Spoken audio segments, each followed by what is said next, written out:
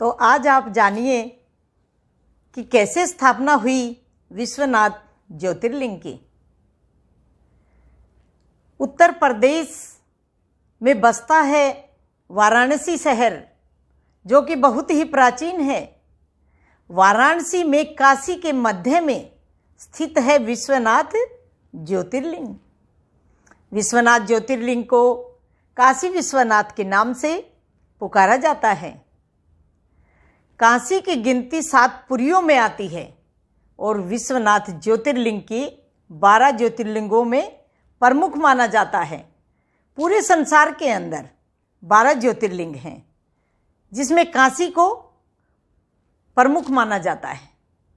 काशी में बहती है पतित पाविनी गंगा, जो कि लोगों के पापों को धोती है और शुद्धता प्रदान करती है। गंगा के किनारे बने हुए अनेकों घाट विश्वविख्यात हैं।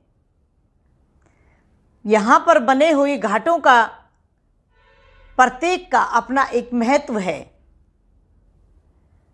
अब काशी कैसे स्थित हुई?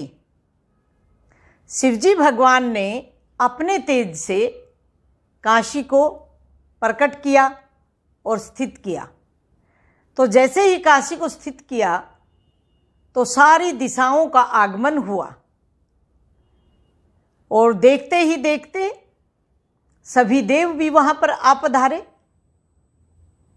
और कुछ ही देर में सभी ग्रह भी वहीं पर आ गए और सब ने माता पार्वती की और शिवजी भगवान की अपनी अपनी बुद्धि के अनुसार प्रशंसा की और सुंदर काशी को देखकर काशी की भी प्रशंसा की। और सभी ने शिवजी भगवान से प्रार्थना की कि हे देवादिदेव महादेव, हे परमपिता परमात्मा, आप माता समेत यहाँ पर स्थित हो जाएं, यहाँ पर वास करें। शिवजी भगवान ने काशी में वास करना स्वीकार किया और कहा कि काशी में जो भी आएगा वह पापों से मुक्त हो जाएगा। काशी को मुक्ति धाम के नाम से पुकारा जाएगा। काशी में मुक्ति भी दासी के रूप में काम करती है, ऐसा मानना है। और ये भी कहा जाता है शिव पुराण के अनुसार कि जो भी काशी में जाकर किसी भी कारणवश किसी भी अवस्था में बच्चा, बूढ़ा, जवान, अगर किसी कारणवश उसके देह त्याग वहां पर हो जाता है तो उसे सीधा मोक्ष का द्वार मिलता है, वह सीधा मोक्ष में पहुंच जाता है। जो दर्शन करने यहाँ पर आएगा तो उसके भी पाप, सभी पाप धुल जाएंगे, वह पाप मुक्त हो जाएगा। तो कई बार सवाल खड़े होते हैं इस बात पर कि जो काशी जाए कितने पाप करे, पाप मुक्त कैसे हो सकता है पापी? तो इसमें एक बात छिपी हुई है कि वह पाप मुक्त तो हो जाएगा, मोक्ष तो उसको फिर भी मिलेगा, लेकिन उसके जो संचित कर्म हैं उनका तो हिसाब उसे चुकाना ही पड़ेगा। आगे उसके कर्म संचित नहीं होंगे और उसे मोक्ष मिल जाएगा। इतना सब बताकर शिवजी भगवान माता पार्वती सहित वहीं पर शिवलिंग के रूप में स्थित हो गए और सभी ने शिवलिंग की पूजा की, अर्चना की और उसी दिन से उस लिंग को काशी विश्वनाथ के नाम से जाना जाता है। शिवपुराण के अनुसार ऐसी भी धारणा है, ऐसी मान्यता है कि काशी का कभी विनाश नहीं होता। जब भी युग का अंत होता है तो युगांत पर सारी सृष्टि का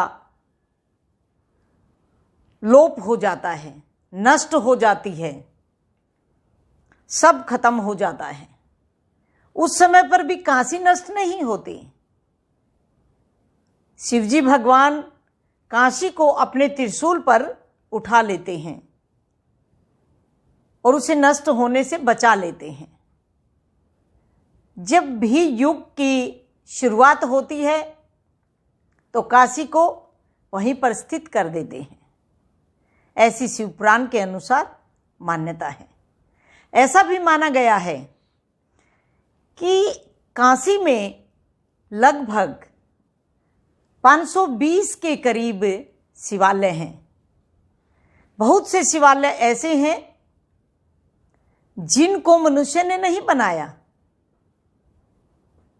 जिनका निर्माण स्वयं देवताओं ने कराया था। और बहुत से शिवालय ऐसे हैं जिनका निर्माण शिवजी भगवान के गणों ने कराया था। 7 मंदिर अब भी ऐसे हैं जिनकी रचना स्वयं ग्रहों ने की थी।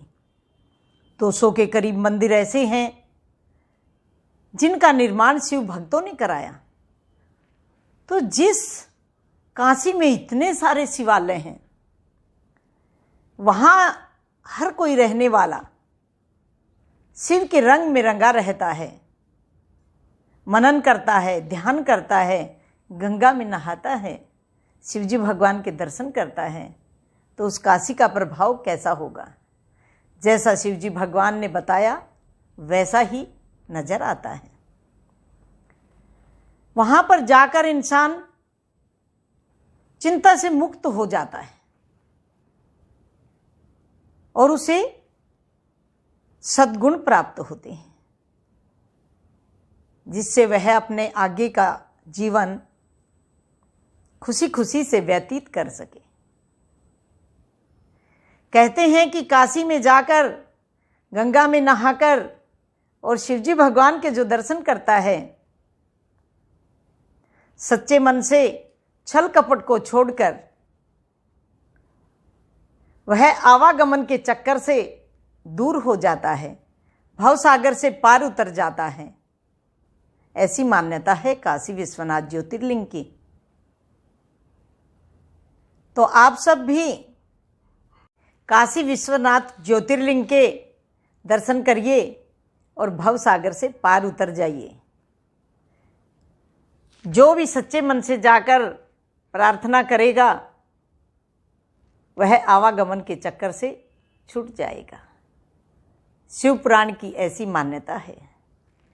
ओम नमः शिवाय।